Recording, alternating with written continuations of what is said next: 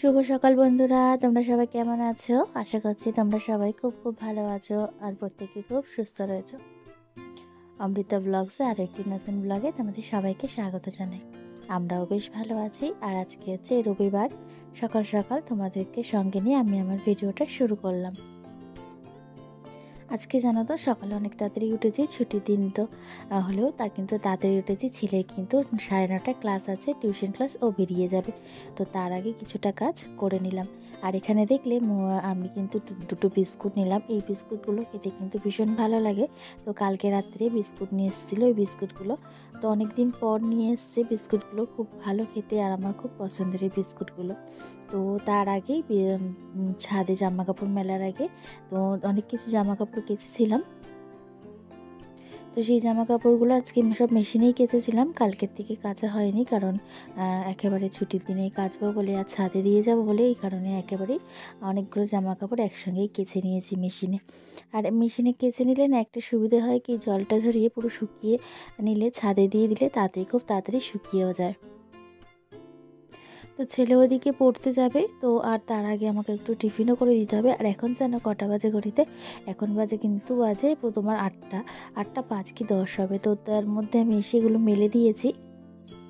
আমি কিন্তু রোজই ওয়াশিং মেশিন ব্যবহার করি না, সপ্তাহে একটা দিন যখন অনেক জামা কাপড় পরে যায় তো হাতে কাচতে ইচ্ছে করে না বা সময় থাকে না, তখন কিন্তু আমি মেশিন ব্যবহার করি, ওয়াশিং মেশিন। তাছাড়া কিন্তু আমি হাতে কেচে নিতেই ভালোবাসি। আর অল্প অল্প কাচা প্রতিদিনই থাকে যখন, তখন কিন্তু কেচে নিই।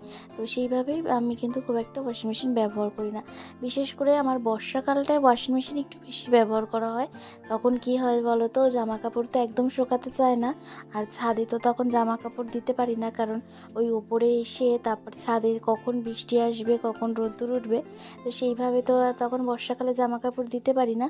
তো তখন কি করি, ওয়াশিং মেশিনে কেচে কিছুটা জামা কাপড় শুকিয়ে নিয়ে তারপর আমার বারান্দায় দিলে একটু হাওয়া বাতাসে জামা কাপড়গুলো শুকিয়ে যায়। তো তখন একটু আমার ওয়াশিং মেশিন ব্যবহার করা হয়। তাছাড়া কিন্তু আমি ওয়াশিং মেশিন খুব একটা ব্যবহার করি না। আর প্রতিদিনের জামা কাপড় তো আমি যেহেতু প্রতিদিন কেচে নিই, তো সেই কারণে না খুব একটা বেশি জামা কাপড় পরে না।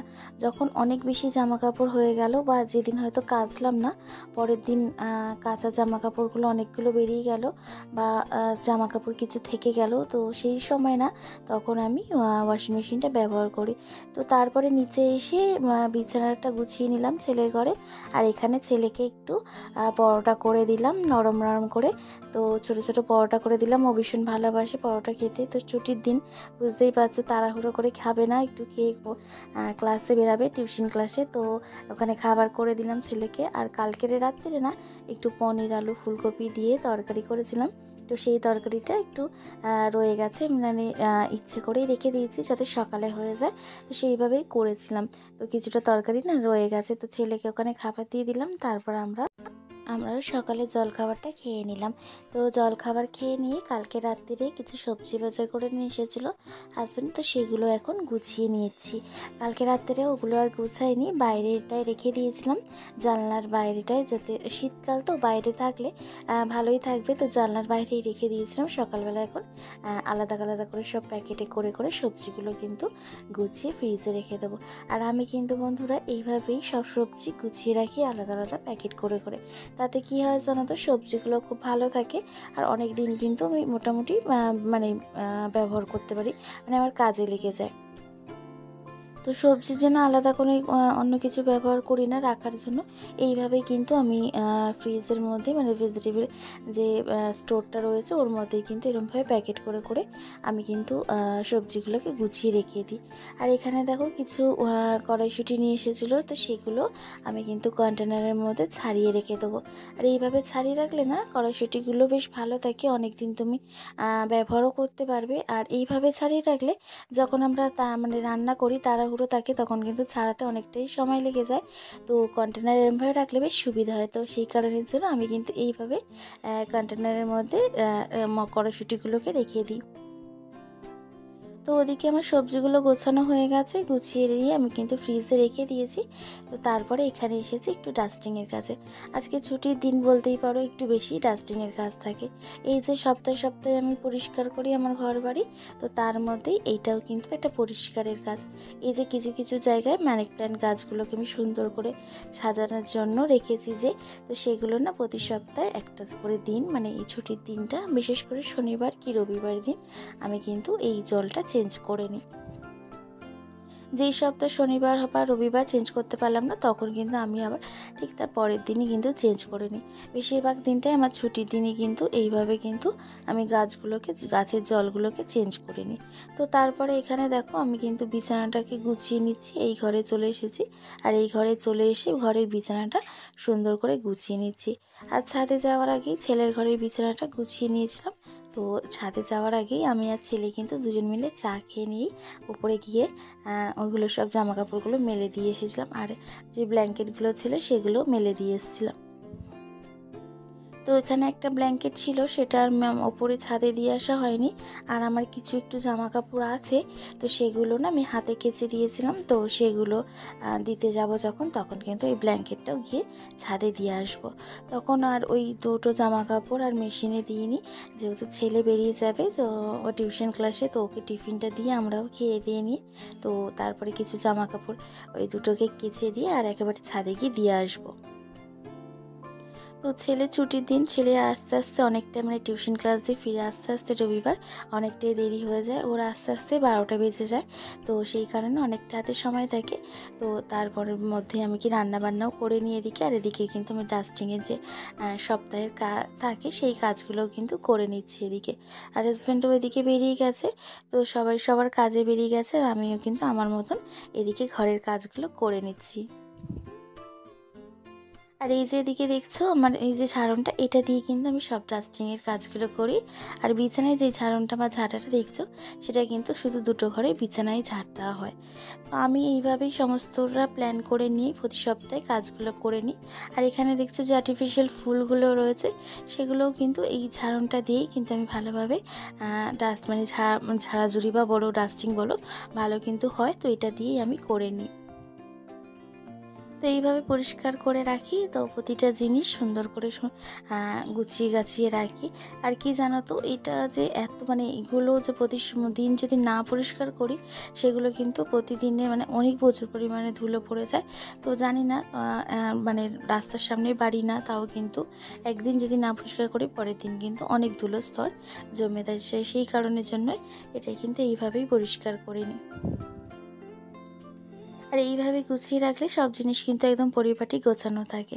তো যাই হোক, আমি পরিষ্কার করে রাখতে ভালোবাসি, বা এটা বলতে পারো আমার একটা হবি। তো আমার বিয়ের আগে, মানে বিয়ের আগের কথাই বলছি, যখন বাপের বাড়িতে থাকতাম তখন কিন্তু আমি কিন্তু যখন মন চাইতো একটু আধটু কিন্তু গুছিয়ে রাখার, মানে রাখতে ভালোবাসতাম। তখন তো মা ঠাম্মা ছিল, সমস্ত সব কিছুই করতো।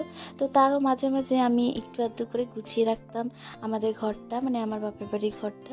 একটু আধটু করে জামা কাপড় গুছিয়ে রাখতাম, একটু আধটু করে আমার বই খাতার জায়গাগুলো সুন্দর করে গুছিয়ে সাজিয়ে গুছিয়ে রাখতাম। তো তারপর যখন বিয়ে হলো, সংসার হলো, তখন তো শ্বশুর বাড়িতে ছিলাম। তো শ্বশুর শাশুড়ির মতনই সংসার গুছিয়ে রাখার চেষ্টা করতাম। তো তারপর যখন একদম নিজের সংসার হলো, তখন কিন্তু নিজের মনের মতন করে পুরোটা সুন্দরভাবে সাজিয়ে গুছিয়ে রাখতে পারলাম, বা রাখার মতন করে চেষ্টা করলাম নিজের মনের মতন করে। তো সেইভাবেই গুছিয়ে রাখি। আর এখন তো অনেক ভালো হয়েছে যে হাজব্যান্ড হেল্প করে দেয়, ছেলে হেল্প করে দেয়। আগে কিন্তু সেটাও কিন্তু মানে হতো না, সেটাও কিন্তু পুরোটা নিজে একাই কিন্তু করতাম, একার মতন করি। কারণ ছেলেও তখন ছোট ছিল, ছেলের স্কুল পড়াশোনা সমস্তটাই কিন্তু আমার নিজের একার দায়িত্বে ছিল। সমস্ত সব করে ঘরের সংসারে সমস্ত রান্না করে কাজ করে এইভাবেই কিন্তু ঘরবাড়ি আমি পরিষ্কার পরিচ্ছন্ন করে গুছিয়ে রাখতাম। আর আমার ছেলেও জানো তো ভীষণ ভালোবাসে ঘরদোর পরিষ্কার পরিচ্ছন্ন করে গুছিয়ে রাখতে। আর ও ছোটো থেকেই কিন্তু এরকম ছিল। ও কিন্তু যে ছোটো থেকে মানে ওকে বোঝা যেত না, মানে আমাদের বাড়িতে কেউ আসলে বুঝতেও পারতো না যে আমার বাড়িতে একটা ছোট ছেলে আছে। কেন বলো তো, আমার হয়তো তখন অনেক জিনিস অল্প ছিল, কিন্তু যেটুকুনি জিনিস ছিল সেই জিনিসগুলো যখন গুছিয়ে রাখতাম না, ছেলে ঠিক সেইভাবেই রাখতো। অত কিন্তু ও কিন্তু উলটপালট করতো না, আর কোনো জিনিস কিন্তু সেইভাবেও নষ্ট করতো না। ওর খেলনা বাটি মানে খেলনা দোলনা যেগুলো ছিল সেগুলো নিয়েই ও কিন্তু ভীষণ মানে খেলতো। আর খুব একটা ঘরের জিনিস কিন্তু ও নোংরা বা ভেঙে দেওয়া, ফেলে দেওয়া এসব কিন্তু করতো না। দেখো বাচ্চারা তো করবেই, বাচ্চাদের এটা কাজ। ওরা তো অবুঝ, ওরা তো কিছুই বোঝে না, ছোট বাচ্চারা। ওদেরকে আমাদের শেখাতে হবে যে কোনটা ভালো কোনটা ঠিক বাবা। তো সেইভাবে করলে কোনো বাচ্চাই কিন্তু সেইভাবে করবে না সেই কাজটা। আর দেখো বাচ্চারা তো দুষ্টুমি করবেই, বাচ্চাদের কাজ হচ্ছে দুষ্টুমি করা। মানে ওরা যদি না করে দুষ্টুমিটা কারা করবে? বাচ্চাদেরই কিন্তু দুষ্টুমি করারে।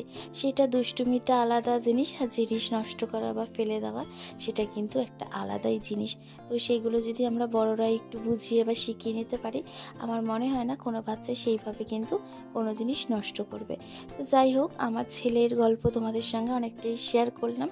তো এখানে দেখো তারপরে পুরো ঘর বাড়ি একদম পরিষ্কার করে নিয়ে এই যে আমি এখন কিন্তু ঘরটা ঝাড় দিয়ে নিচ্ছি। আর এবার ঝাড় দিয়ে নিয়ে বাদ বাকি যে টুকটাক কাজগুলো আছে সেগুলো কিন্তু করে নেব। তো পুরো ঘরটা এইভাবে সুন্দর করে মানে ঝাড় দিয়ে নিলাম, নিয়ে তারপরে ঘর বাড়ি মুছে নেব। তারপরে প্রতি সপ্তাহে যে আমার কাজ দরজা জানলা পরিষ্কার করা, তো সেটাই করে নিলাম। প্রতিদিন তো এগুলো করা সম্ভব নয় বন্ধুরা, আর করতেও পারি না। তো এইভাবে প্রতিটা ঘরে জানলা দরজা সমস্ত সব পরিষ্কার করে নিলাম। তো চলো বন্ধুরা, আজকের মতন ভিডিওটা এখানেই শেষ করলাম। আর আমার এই ভিডিওটা তোমাদের যদি ভালো লেগে থাকে লাইক কমেন্ট করো, আর অবশ্যই আমাকে তোমরা কমেন্ট করে জানিও কেমন লেগেছে আমার এই ভিডিওটা। তোমাদের যদি ভালো লেগে থাকে তো অবশ্যই তোমরা কমেন্ট করো। আর নতুন বন্ধুরা যারা আমার ভিডিওটা দেখছে তারা আমার চ্যানেলটাকে সাবস্ক্রাইব করে আমার পাশে থাকতে পারো ভালো লাগলে। আর পুরনো বন্ধুদেরকে জানাই অনেক অনেক ভালোবাসা। তোমরা সবাই ভালো থেকো, সুস্থ থেকো, আর সবাইকে ভালো রেখো। টাটা।